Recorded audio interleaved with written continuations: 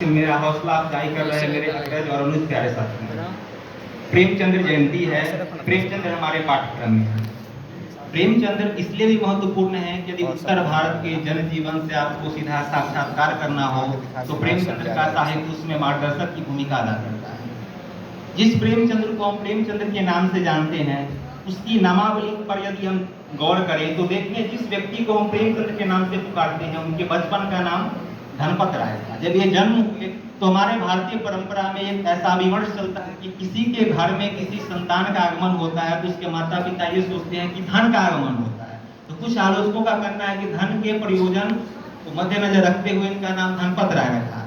चाचा ने इनका नाम नवाब राय रखा और जमाना पत्र के संपादक दयानारायण निगम जी के कहने पर इन्हें प्रेमचंद्र नाम की स्वीकृति मिली और तब से हिंदी साहित्य जगत में आए।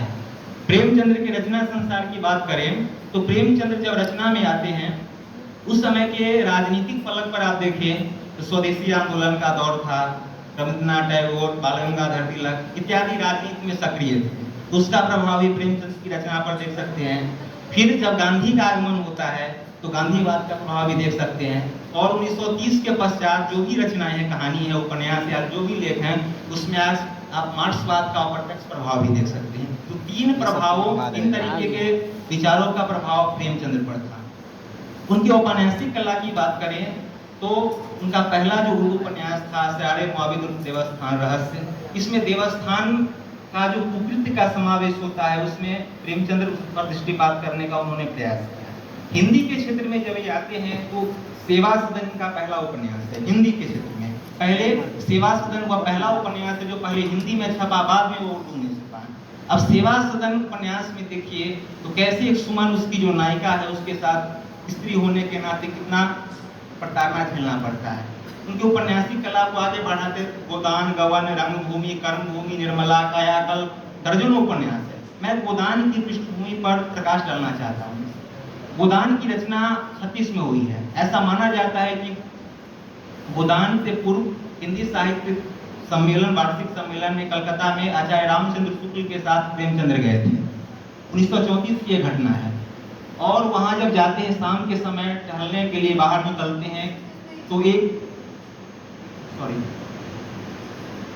तो गोदान की पृष्ठभूमि में किसान का चित्रण है। मैं कफन कहानी का पृष्ठभूमि यहाँ बोलने लगा था, आपसे क्षमा प्रार्थी हूँ।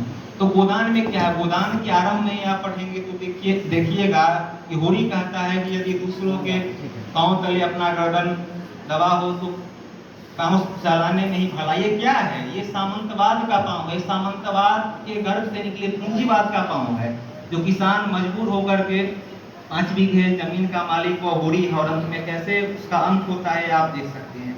हिंदी कहानी के क्षेत्र में उनके योगदान को देखें तो उनके पहले भी कहानियां लिखी जा रही थी, टोकरी भर मिट्टी या अन्य कहानी जो कहानीकार थे। लेकिन ऐसा प्रेमचंद्र ने क्या किया कि जब हिंदी कथा साहित्य का काल विभाजन होता है तो प्रेमचंद्र को केंद्र में रखा। तो प्रेमचंद्र सबसे पहला काम ये करते हैं जो हिंदी कहानी किस्सा गोई अलौकिक राजा को केंद्र में रखकर लिखी जा रही थी, उन्होंने सामान्य पात्र को उठाकर किसान, मजदूर, दलित को उठाकर पात्र योजना की संरचना की और उसे कहानी का नायक बना। इस रूप में भी प्रेमचंद्र प्रासंगिक हैं।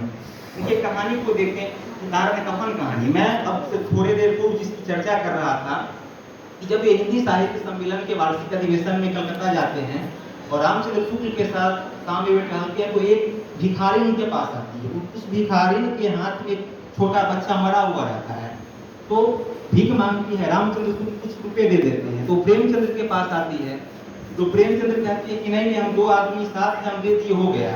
तो प्रेम जब वो भिखारी जाने लगती है तो प्रेमचंद्र रोकते हैं, कहते हैं इस बच्चे के शरीर पर से वस्त्र हटाओ। नहीं भिखारी हटाना चाहती है लेकिन प्रेमचंद्र के दबाव देने के कारण वो वस्त्र हटाया जाता है। तो बच्चा 2 दिन पहले मर चुका था। तो प्रेमचंद्र उससे पूछते हैं कि 2 दिन पहले मर चुका है तो इसको लेकर क्यों घूम रही हो, इसका दाह संस्कार करो। तो भिखारी क्या जवाब देती है प्रेमचंद्र को, कहती है तो 2 दिन पहले मर चुका है, इसको लेकर यदि 5 दिन हम और जीवन जी ले तो इसमें क्या बुराई है। आप देख सकते हैं इस पंक्ति उस जो भिखारी के द्वारा कैसे मानवीय संवेदना कितने नीचे स्तर तक गिर गई है। तो प्रेमचंद्र अपने कहानी के माध्यम से, उपन्यास के माध्यम से हिंदी कथा साहित्य में जाने माने गए। ऐसा नहीं है कि उन्होंने सिर्फ कहानी और उपन्यास ही लिखा है, उनके लिए कि पत्रकारिता को भी उन्होंने समृद्ध किया है। हंस, जागरण, माधुरी और अन्य कई पत्रों का उन्होंने संपादन किया है। तो प्रेमचंद्र प्रासंगिक है। मैं प्रेमचंद्र जयंती पर प्रेमचंद्र का परिचय देते हुए बिहार के ही जाने माने एक कवि हैं गोपाल सिंह नेपाली, उन्होंने एक जगह अपना परिचय देते हुए कहा था कि मैं हूँ अपना आप नमूना, मेरा अपना ढंग है। तो प्रेमचंद्र का भी अपना ढंग है, वो अपने आप में नमूना है, निराला है। धन्यवाद।